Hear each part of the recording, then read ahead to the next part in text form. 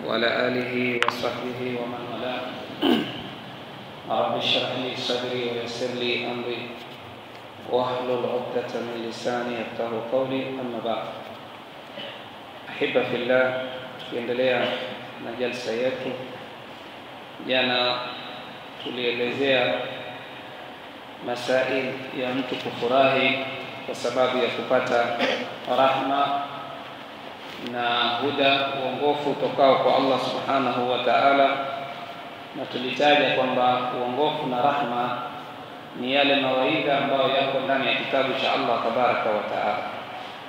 Vile vile tukataja katika nukta zetu za mwisho ya kwamba Allah subhanahu wa ta'ala amejalia kwa kila mtume ambaye ameletwa kulingania tauhidi ana maadui waliomzunguka, na hapo ndipo tutakapounganisha katika jalsa yetu ya leo. Sheikh anasema rahimahullahu ta'ala, idha arafta dhalika, pindi utakapolijua hilo ya kwamba kila mwenye kulingania tauhid kuanzia manabii wa Allah tabaraka wa taala na wafasi watakaokuja, kila anayekuja kulingania tauhid ya kwamba atakuwa ana adui. Baada ya kulifahamu hilo, Sheikh anasema wa arafta anna at-tariqa, na ukajua ya kwamba njia ya kulingania ila Allah kwa Allah la budda lahu min a'da'i qaidina alayhi, hakuna budi kwamba kutakuwa kuna maadui waloketi kwenye njia hiyo. Yani mtu akisimama kwenye kulingania tauhid, wewe fahamu tayari ya kwamba lazima kutakuwa kuna maadui, kwa sababu Allah azza wa jalla amesema hivyo. Tena Sheikh akaongezea akasema, na maadui hao ambao watakuwa kwenye barabara yako wewe wakati unalingania tauhid, wanaweza wakawa ni ahlu fasahati, ni watu wana fasaha katika kuzungumza kwao. Wewe walingania la ilaha illa Allah, lakini ukapata wapinzani wenye kupinga hiyo da'wa ya haki ya la ilaha illa Allah, tena watu hao wakawa ni ahlul fasaha, ni watu wenye kuzungumza vizuri, wa ilmi, tena wakawa ni watu wenye elimu, wa hujajin, wakawa ni watu wenye hoja. Falwajibu alayka, kilichowajibu kwako wewe, an tataallama min dinillah, ni ujifundishe dini ya Allah azza wa jalla, ma yasiru silahan lak, kiasi cha kwamba utapata silaha ya kujidefend kutokamana na watu hao ambao tuqatilu bihi haula shayatin, utakaopigana nao mashaitani hawa. Na hawa mashaitani wote wanaoketi kwenye barabara yako ya kulingania da'wa ya sawa, ambao ni maadui, wana kiongozi wao, na kiongozi wao ashasema hivyo.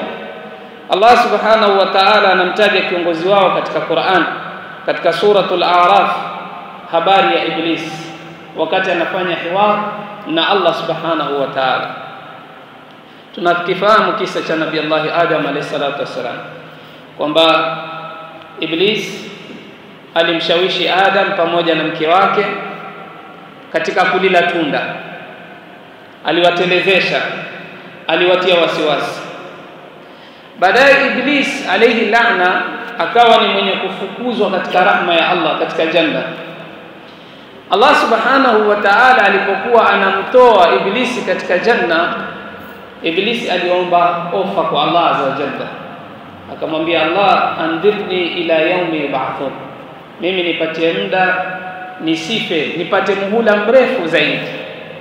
Allah akamwambia innaka minal mundharin, wewe umepata ofa hiyo. Iblis, hawa majini wengine wanafariki kikawaida. Mtu aweza kuwa na jini kwenye mwili wake akasomewa Qur'ani, jini yule akafa. Wale wenye kufanya masala ya ruqya wanajua, mtu anasomewa Qur'ani, jini anakufa ama mara nyingine anatoka. Lakini wanawachuoni wa masaili ya tibu nabawi wanatuhusia sana, wakati unamfanyia mtu ruqya usifanye kwa lengo la kumuua yule jini, fanya kwa lengo la kumtoa na kumnasihi, kwa sababu jini ukimuua umetengeneza vita na majini wengine, kwa sababu wao pia wana nasli, wana kizazi.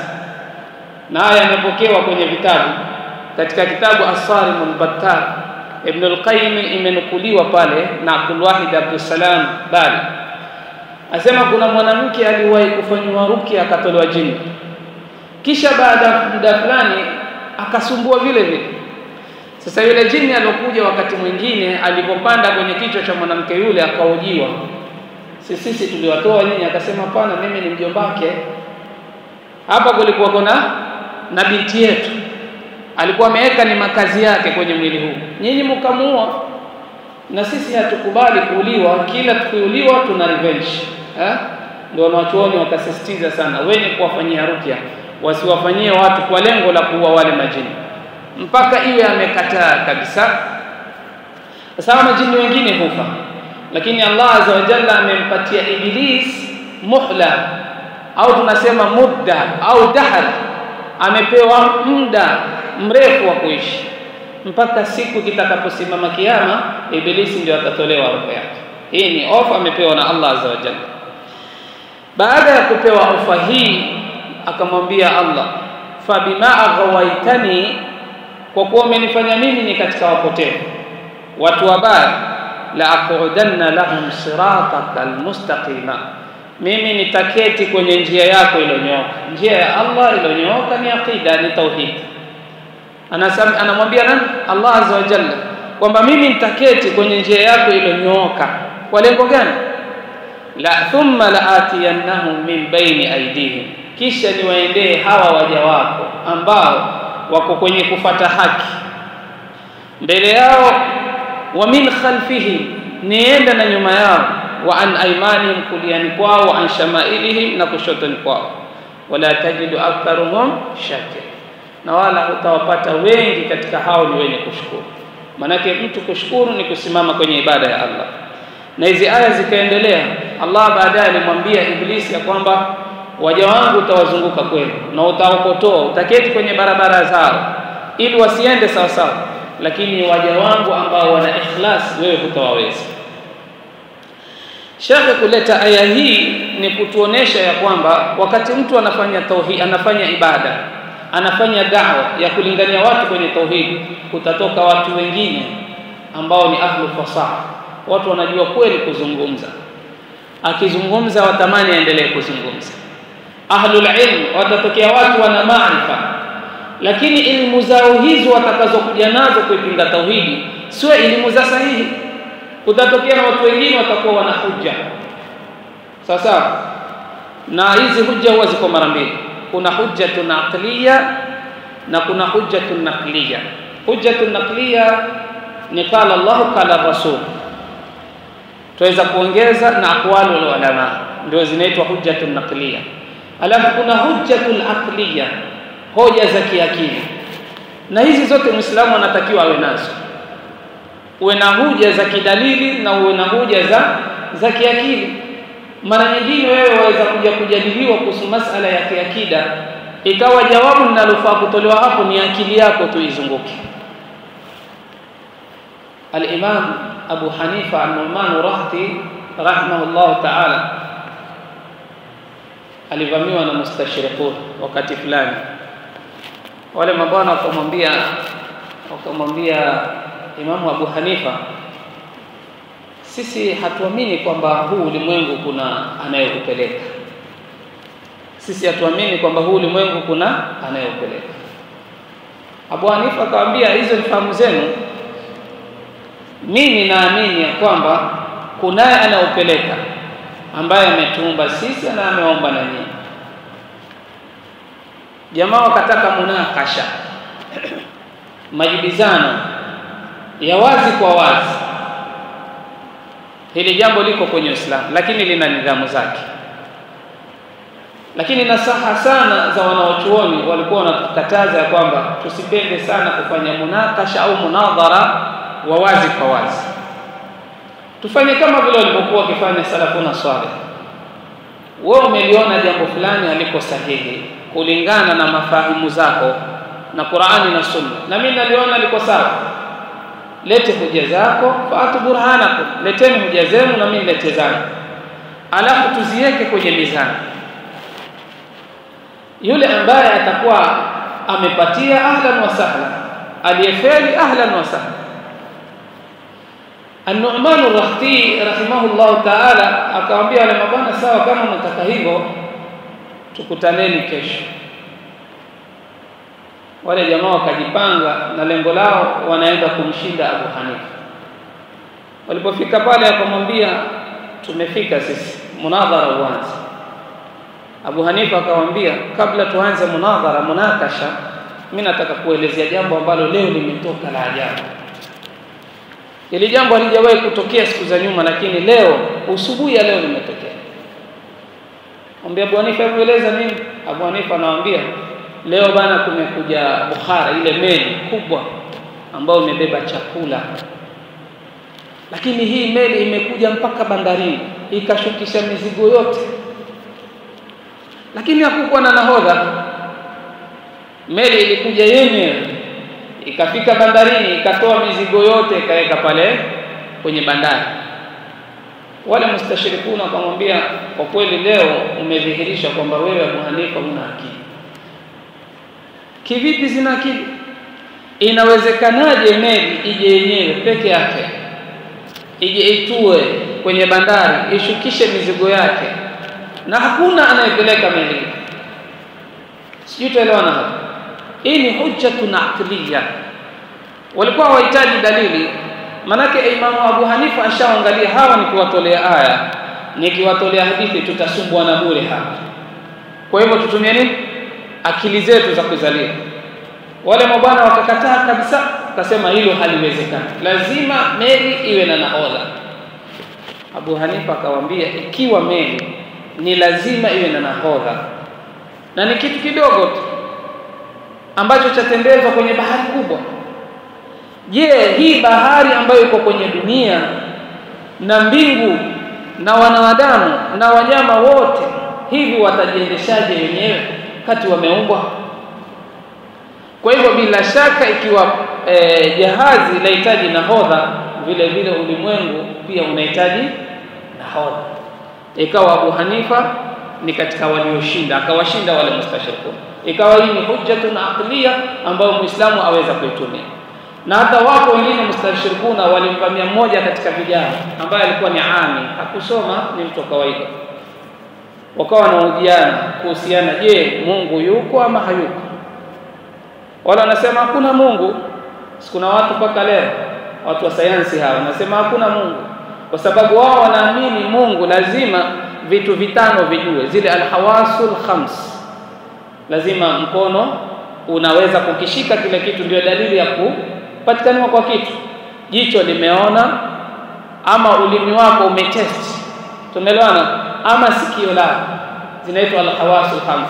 Hivyo ndio vitu ambavyo wanavitumia kutolea ushahidi wa kuwepo kwa jambo. Sasa yule kijana maskini ya Mungu alani hana maarifa yoyote, lakini alitumia akili. Kauliza wale mustashirikuna, nyinyi mna akili kweli? Kwa kuwakejeli kwa sauti. Wale mustashirikuna wanasema, mbona watutukana sasa? Ingekuwa hatuna akili tungekuja hapa. Akamwambia, nionyesheni akili yenu iko wapi? Akili sijui iko hapa. Wengine mara wanasema iko hapa kwenye moyo. Kila mmoja akawa anatoa, nionyesheni akili iko wapi. Hilo la kwanza likapita. Ikiwa tuamini kila kilichopo lazima kiwe kinashikika, unaweza kufanya tatu, hebu nionyeshe namna gani unaweza kuishika akili. Umesikia akili wewe kwenye masikio yako, ukasikia akili hii na sauti hii kadha, ikawa jawabu, wameshinda. Kwa hivyo dalili ya kutokuonekana jambo sio dalili ya kutokuwa na hilo jambo. Sasa hizi zinaitwa hujjatun aqliyah. Sheikh anasema, walakin idha aqbalta ala Allah, ukimwelekea Allah azza wa jalla, wa asghaita ila hujajihi wa bayinatihi, na ukazifanya vizuri zile hujja zake Allah ambazo ziko kwenye Qur'an na ubainifu wake, fala takhaf wala tahzan, ikifika hapo usiogope wala usihuzunike. Shika aya na hadithi, shika kauli iliyo na nguvu katika kulifanya jambo, mtu asikubabaishe, usihuzunike katika hilo. Kisha akatoa dalili katika suratul Nisa aya 76 akisema, inna kaida ash-shaytani kana dha'ifa. Ukishika aya na hadithi wewe ndio mshindi. Lakini vitimbi vingine au hoja nyingine ambazo si Qur'ani na Sunna, hoja zake zinakuwa ni dhaifu. Inna kaida shaitani kana dhaifu, asema hakika vitimbi vya shaitani siku zote ni dhaifu.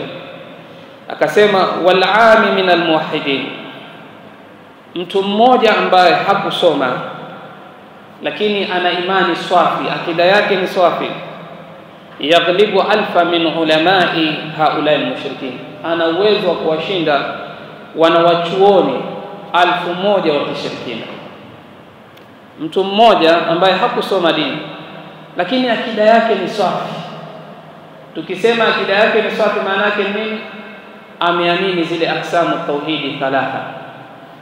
Na siku za nyuma wakati tukizitaja hizi tulisema si lazima tuseme thalatha, hata tukasema ni 4 kwa dalili pia ni sawa, kwa sababu haya ni masaili al-istinbat.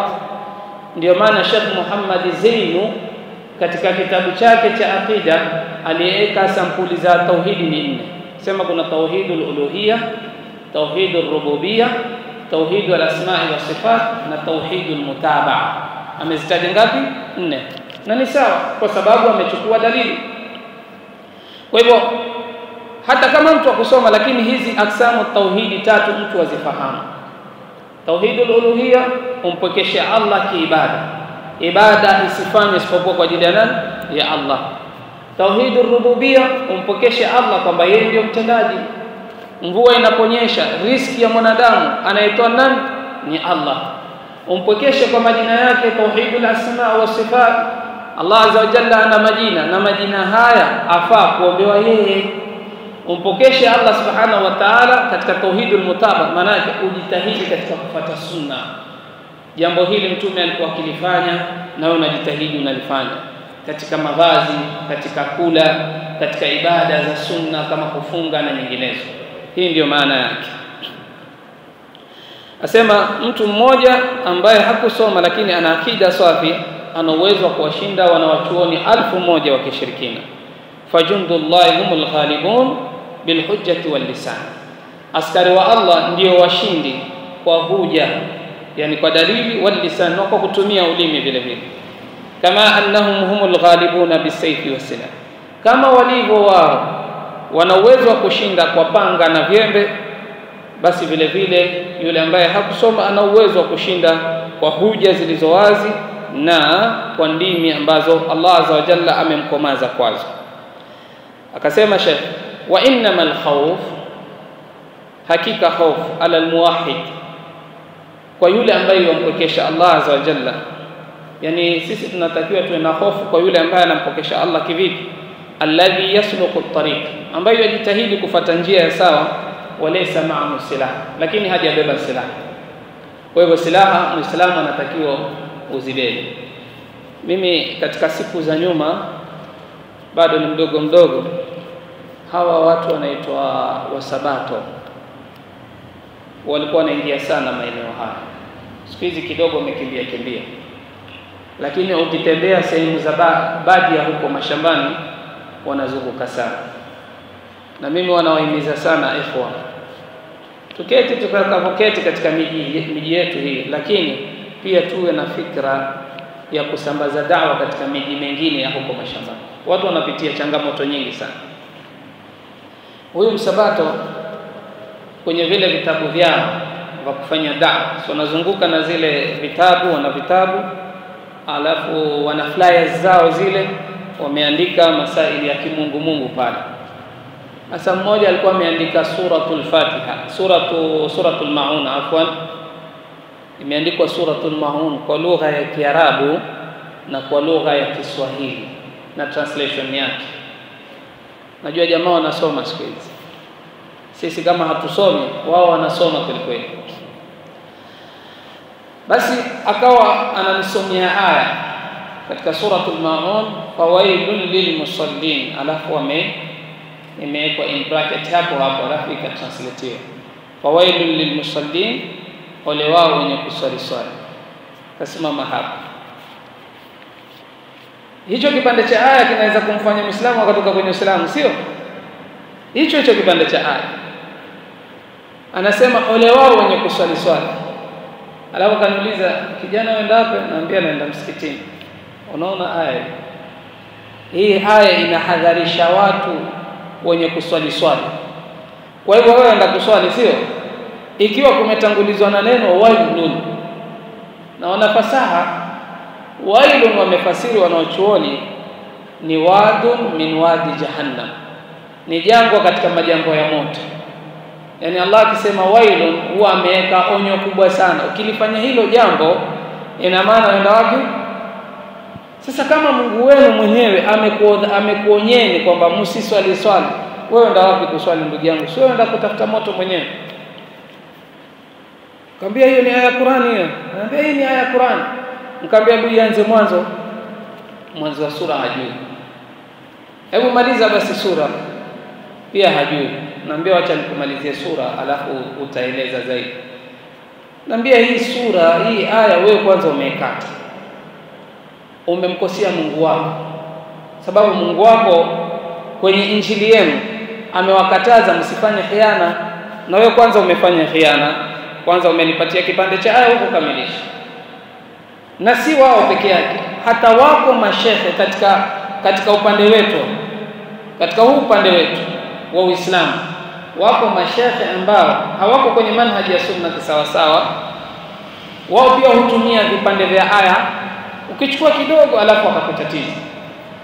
Kuna kitabu kinaitwa An-Nusus Sariha, alafu merudi huko. Hichi kitabu kimeandikwa na mwanachuoni yuko hai, mwanachuoni wa hapa Kenya wa Malindi, anaitwa Sheikh Ahmad bin Ahmad al-Badawi. Nafikiri tunamjua. Ameandika kitabu An-Nusus Sariha, yani hoja zilizo wazi. Almaarufu Sheikh anaitwa Mwenye Baba.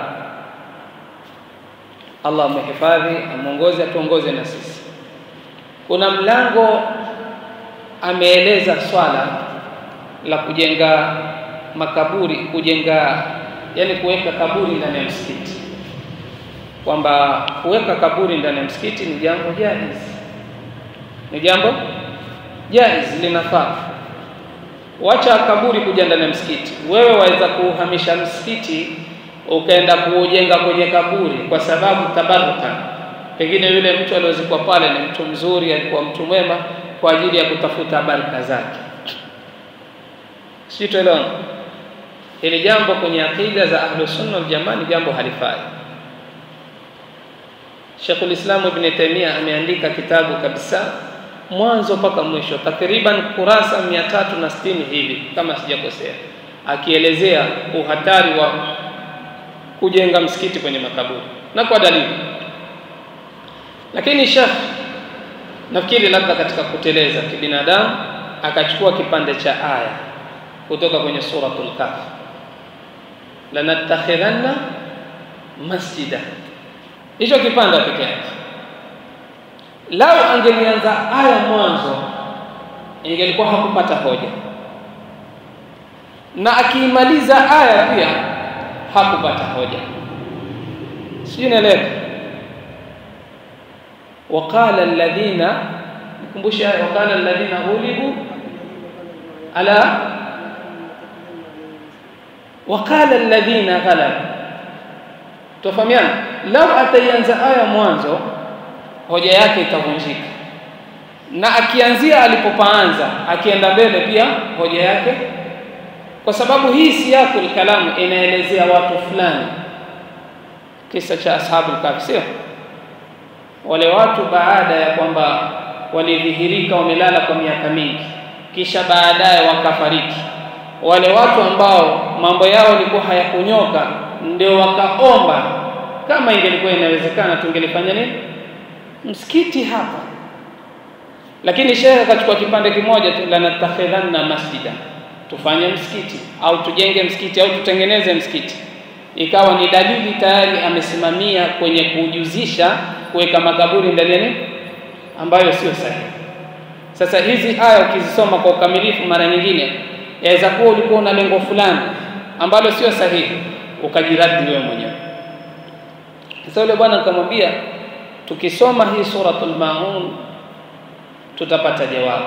Wanaokusudiwa hapa ni wale watu ambao kwenye kuswali kwao, yani kwenye kuswali kwao sahuni wenye kujisahau.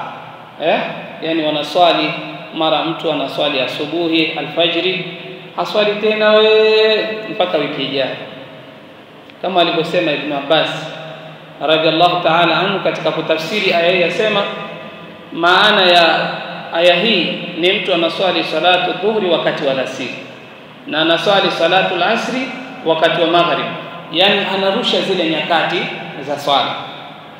Ikawa sasa hapo hana sababu, hana hoja. Na hivi ndivyo watu wanavyotakiwa, jaribu kuweka hoja za kiakili na za kidalili katika kujadiliana na watu kama hawa. Asema Sheikh, waqad manna Allah ta'ala alaina bikitabihi alladhi ja'alahu, Allah azza wa jalla ametuneemesha kwa kitabu chake ambacho amekijalia, na ametuneemesha kwamba aya ziko wazi. Allah anasema tibyana likulli shay, Qur'ani ni ubainifu kwa kila kitu, wa hudan, na ni uongofu, wa rahma, na ni rehma, wa bushra lilmuslimin, na ni bishara njema kwa Waislamu. Suratul Nahl. Wacha tumalize kiharaka hizi nukta za leo inshallah. Asema Sheikh, fala yati sahibu batil bihujjatin, hawezi kuja mwenye batili kwa huja illa wa fil Qur'ani ma yunqidhuha wa yubayyin butlani, isipokuwa kwenye Qur'an utapata kile alichokuja nacho waweza kukivunja na waweza kukibatilisha. Mtu yeyote wa batil akija na jambo la batil kwenye Qur'ani utapata hujja, huwezi kosa hujja. Na hata kama wewe hukupata hujja kwa haraka, usiwe haraka pia kumjibu mtu, jipatie muda. Amekuja na kitu ataka kukusumbua nacho, ataka kukushawishi nacho, usiwe na haraka. Lakini sisi mara nyingi Waislamu tuna haraka kujibu. Sasa ule wakati wa kuwa na haraka kujibu ndio mtu anakukwamisha, mpaka ile hoja yako ambayo iko sahihi inakosa mashiko kabisa, inakosa nguvu.